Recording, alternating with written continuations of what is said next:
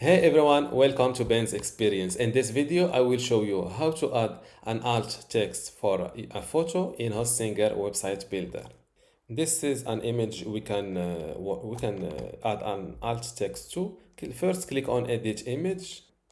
Below this photo, you can see an alt text. Just edit it like that. For example, describe your image. For example, green nature with what it's called, this simple line in nature, trail with a trail with white. What is the opposite of white? Narrow trail.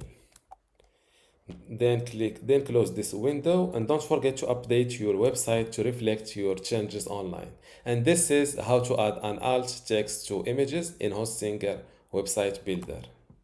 Before you go, I have something special for you. I have two free online video courses for you. The first one is about Hostinger hosting and WordPress managing, and the second one shows you how to use Hostinger website builder to make basic websites or online shops. You can get them both for free just by clicking the link in the description. If you like this video, give it a thumbs up and subscribe. If you have any question, leave a comment below.